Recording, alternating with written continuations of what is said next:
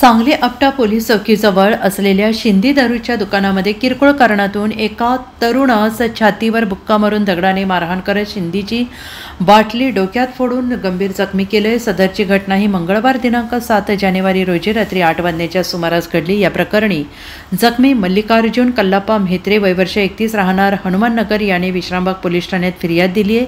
त्याच्या फिर्यादीवरून पोलिसांनी मारहाण करणाऱ्या साजिद मकानदार याच्या विरोधात गुन्हा दाखल केला आहे आणि याबाबत अधिक माहिती अशी की जखमी मल्लिकार्जुन म्हेत्रे हा आपल्या कुटुंबियांसह सांगली विश्रामबाग परिसरातील हनुमाननगर येथे राहतो।